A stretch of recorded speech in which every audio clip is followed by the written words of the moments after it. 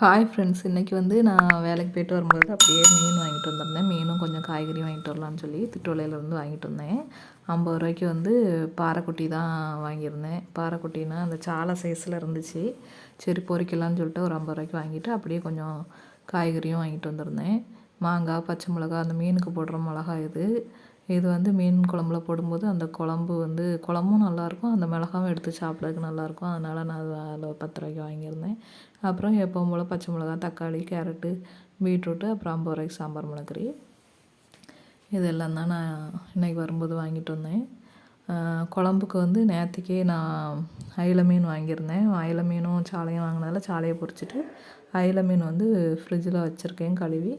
அந்த மீனை தான் வந்து இன்றைக்கி குழம்பு வைக்க போகிறேன். அந்த குழம்பு மாதிரி குழம்பு வச்சா ஒரு 2-3 நாளைக்கெலாம் கெட்டே போகாது. நான் இட்லி, தோசைக்கு, சோத்துக்கு எப்பவும் போல் எடுத்துக்கிடலாம் சொல்லிட்டு அந்த குழம்பு தான் நான் இப்போ வைக்க போகிறேன்.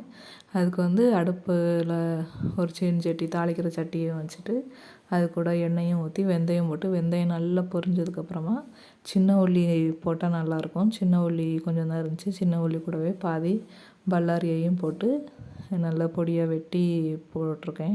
அதை வந்து நல்லா வதக்கணும்.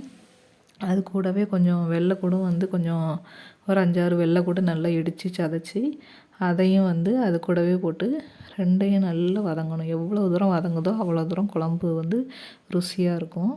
அதனால் நான் நல்லா அதை வந்து எண்ணெயிலே கொஞ்சம் எண்ணெய் கூடுதல் விட்டு தான் நல்லா வதக்கிட்டேன்.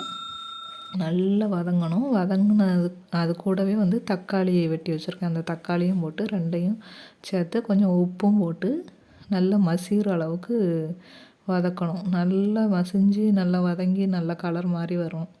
அப்போ தான் வந்து இந்த குழம்பு வந்து கலரும் நல்லாயிருக்கும், டேஸ்ட்டும் நல்லாயிருக்கும். குழம்பு வந்து கொழு கொழுன்னு இருக்கும். அதனால் எவ்வளோ தூரம் நம்மளால் வதக்க முடியுமோ அவ்வளோ தூரம் வதக்கிடணும். கருவேப்பிலை போடணுனாலும் கருவேப்பிலை இப்போ போட்டுக்கிடலாம். இது வந்து நான் உப்பை போட்டு நல்லா வதக்கிட்டு இது கூடவே வந்து வத்தல் பொடியும் மிளகாத்தூள் பொடியும் மல்லி பொடியும் ரெண்டையும் ஒன்றா அதிலே போட்டுவிட்டேன். எனக்கு வந்து 2 ஸ்பூன் வத்தல் பொடியும் ஒரு 3 ஸ்பூன் அளவுக்கு மல்லி பொடியும் எடுத்திருந்தேன். அந்த எண்ணெயிலே வந்து நல்லா வதங்கணும். எண்ணெயில் நல்லா தண்ணி ஊற்றாமல் வதக்கும் போது அந்த குழம்பு வந்து கலர் நல்லாயிருக்கும். மஞ்சள் பொடியும் வேணால் போட்டுக்கிடலாம். நான் வந்து மீனில் ஏற்கனவே மஞ்சள் பொடி போட்டு அலசி வச்சுருந்தேன். மீனில் கொஞ்சம் மஞ்சள் பொடி இருக்கிறதுனால நான் இதில் மஞ்சள் பொடி போடலை. அப்புறம் மீன் குழம்புக்கு போடுறதுக்கு பச்சை மிளகா வாங்கி வச்சுருந்தோம்ல, அந்த பெரிய வெள்ளை மிளகு, அதில் வந்து 4 மிளகாவும் அந்த மீன் சட்டியில் நறுக்கி போட்டு வச்சுருந்தேன். அந்த மீன் கழுவி வச்ச மீனையும் அந்த மீன் சட்டியிலையே போட்டுட்டு அந்த சட்டியில் கொதிக்க வச்சுருந்தோம்ல அந்த குழம்பு, அதையும் எடுத்து இந்த மீன் சட்டியிலே ஊற்றி அடுப்பில் வச்சு கொதிக்க வச்சாச்சு. அது நல்லா கொதித்து வரும். கலரை பாருங்கள், சூப்பராக இருக்குது. இப்படி வச்சா கலரும் வந்து சூப்பராக இருக்கும். குழம்பு சாப்பிட்றதுக்கும் டேஸ்ட்டாக இருக்கும். தேங்காய் கொஞ்சம் அரைச்சி அதையோட ஊற்றி கொதிக்க வச்சாச்சு.